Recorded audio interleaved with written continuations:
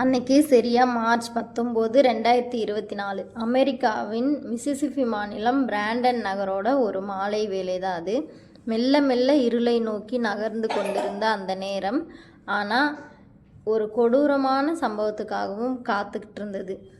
ஆஸ்லே smiley. இவங்களுக்கு வயசு 40. அவங்களுக்கு ஒரு வழக்கமான நாளாக தான் இருந்தது. மிசிசிப்பியில் இருக்க ஒரு ஹையர் செகண்டரி ஸ்கூலில் இவங்க மேக்ஸ் டீச்சராக ஒர்க் பண்ணிகிட்ருக்காங்க. ஸ்மைலி இவங்களோட செகண்ட் ஹஸ்பண்ட், அப்புறம் ஸ்மைலியோட பொண்ணு, 3 பேரும் தான் ஒரு அழகான குடும்பமாக வாழ்ந்துட்டுருக்காங்க.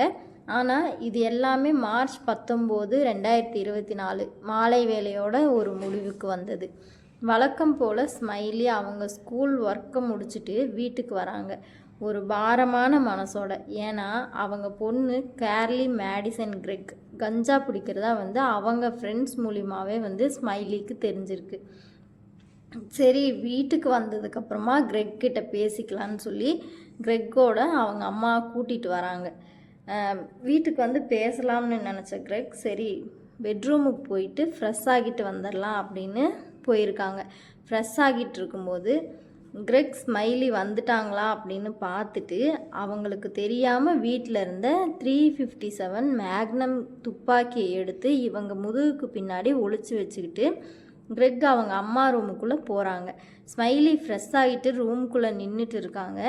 கிரெக் அவங்க அம்மாவை பார்த்த உடனே இவங்க முதுகுக்கு பின்னாடி ஒளிச்சு வச்சுருந்த கன்னை எடுத்து ஸ்மைலியை பாயிண்ட் பண்ணி நீட்டுறாங்க. ஸ்மைலி இதை பார்த்துட்டு கத்துறாங்க. ஆனால் கிரெக்கோ கொஞ்சம் கூட மனசாட்சியே இல்லாமல் இவங்க கஞ்சா பிடிச்சது அவங்க அம்மாவுக்கு தெரிஞ்ச ஒரே காரணத்துக்காக பெத்த தாயின்னு கூட யோசிக்காமல் ஸ்மைலியை தலையிலேயே 3 டைம் ஷூட் பண்ணி இவங்க அம்மாவை கொலை பண்ணிட்டாங்க.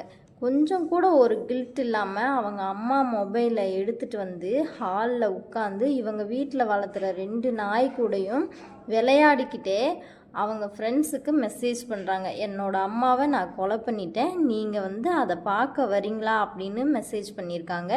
நெக்ஸ்ட் கிரெக்கோட வளர்ப்பு தந்தையான ஹீத் ஸ்மைலிக்கு அவங்க அம்மா அனுப்புகிற மாதிரி டியர் நீங்கள் எப்போ வருவீங்க, சீக்கிரம் வீட்டுக்கு வாங்கன்னு ஒரு மெசேஜ் பண்ணிவிட்டு ஹீத் வீட்டுக்கு வருவதை எதிர்பார்த்து கிட்டத்தட்ட 1.5 மணி நேரம் வரைக்கும் ஹால்லேயே கதவு பக்கத்துலேயே வெயிட் பண்ணிட்டு இருந்திருக்காங்க.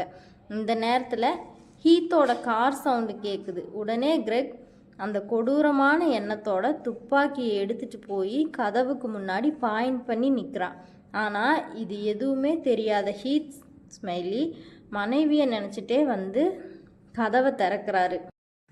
ஆனால் அவர் கனவுல கூட நினச்சி பார்க்காத ஒரு விஷயம் அங்கே நடக்குது.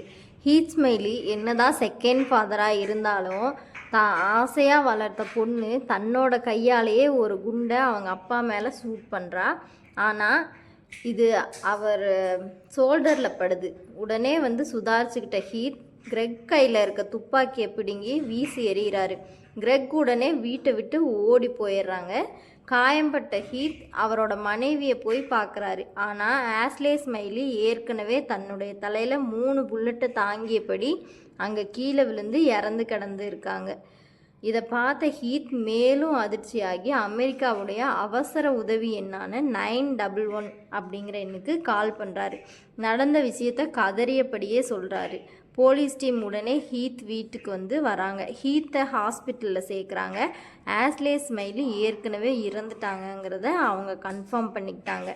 மற்றொரு பக்கம் கிரெக்கை தேடிக்கிட்டு இருந்த போலீஸ் கிரெக் ரத்தம் படிந்த தன் உடைகளோட ரோட்டில் ஓடிட்டு இருந்ததை அரெஸ்ட் பண்ணதுக்கப்புறம் இவங்க எப்படி அந்த கொலையை செஞ்சாங்க, கொலைக்குண்டான காரணம் என்ன, இது எல்லாமே கிரெக்கிட்ட விசாரணை பண்ணி முடித்ததுக்கப்புறம் அவங்கள சிறையிலேயே அடைச்சிருக்காங்க. 4 மாதம் கழித்து ஆகஸ்ட் 19, 2024 திங்கட்கிழமை அன்னைக்கு மிசிசிப்பி பிராண்டனில் இருக்க ராங்கின் கவுண்டி நீதிமன்றத்தில் 15 வயசான கிரெக் கார்லி மேடிசன் கிரெக் நீதிபதி டூயி ஆர்த்தர் முன்னிலையில் ஆஜர்படுத்தப்படுறாங்க. கிரெக்கோட வழக்கறிஞர் என்ன சொல்லியிருக்காங்கன்னா, கிரெக்குக்கு மனநலம் பாதிக்கப்பட்டிருக்கு, அவரோட சுயநினைவில் இந்த கொலையை பண்ணலைன்னும் வாதாடி இருக்காரு. இதுக்கு ஒரு சாட்சியாக மனநல டாக்டர், அவர் பேர் ஆண்ட்ரூ கிளார்க், இதை உறுதிப்படுத்தும் விதமாகவே வந்து அவரும் வந்து சொல்லியிருக்காரு, சாட்சி அளிச்சிருக்காரு. கிரெக் சம்பவம் நடந்த அன்று சில விசித்திரமான வாய்ஸ் கேட்டதாகவும் அவங்க வந்து சுயநினைவிலே இல்லைன்னும் டாக்டர் ஆண்ட்ரூ கிளார்க் வந்து சொல்லியிருக்காரு கோர்ட்டில்.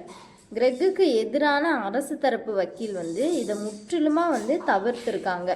கிரெக் தனது சுயநினைவோடு தான் வந்து இந்த கொலையை செஞ்சுருக்காங்க. அவளுடைய அம்மாவை கொலை செய்த பிறகு அவங்க அம்மாவுடைய மொபைலை எடுத்து ஃப்ரெண்ட்ஸுக்கு மெசேஜ் பண்ணியிருக்காங்க. அவளுடைய வளர்ப்பு தந்தையான ஹீத் ஸ்மைலிக்கும் வந்து மெசேஜ் பண்ணியிருக்காங்க. அவரை வந்து வீட்டுக்கு வர வச்சுருக்காங்க. அவரையும் கொலை முயற்சி செஞ்சுருக்காங்க. கிட்டத்தட்ட 1.5 மணி நேரம் வெயிட் பண்ணி அவருக்காக காத்திருந்து சுட்டிருக்காங்க. அதனால் இவங்க சுயநினைவோடு தான் வந்து இந்த கொலையை செஞ்சுருக்கிறதா வந்து அரசு தரப்பு வக்கீல் வந்து வாதாடுறாங்க. சிசிடிவி காட்சிகள் மற்றும் மெசேஜ் அனுப்பிச்சதை வச்சு இதெல்லாம் வந்து ஒரு ஆதாரமாக எடுத்துக்கிட்டு நீதிமன்ற ஜூரி குழு கிரெக் தான் வந்து குற்றவாளி என தீர்ப்பளிச்சிருக்காங்க. செப்டம்பர் 24, 2024 வெள்ளிக்கிழமை அன்னைக்கு இந்த கொலைக்கு 2 ஆயுள் தண்டனை, கொலை முயற்சிக்கு 10 ஆண்டுகள் என தீர்ப்பளிச்சிருக்காங்க. பரோல் இல்லாத 2 ஆயுள் தண்டனை நிறைவேற்றப்பட்டிருக்கு. இந்த வீடியோ பற்றின உங்களுடைய கருத்தை கமெண்ட்டில் சொல்லுங்கள். நம்ம வீடியோ பிடிச்சிருந்தா ஒரு லைக் பண்ணுங்கள். நீங்கள் பண்ணுற ஒவ்வொரு லைக்கும் தான் எனக்கு ஒரு மோட்டிவேஷனாக இருக்கும். நம்ம சேனலை மறக்காமல் சப்ஸ்கிரைப் பண்ணுங்கள். இந்த மாதிரி க்ரைம் ஸ்டோரிஸ் ரெகுலராக நான் போடுறேன்.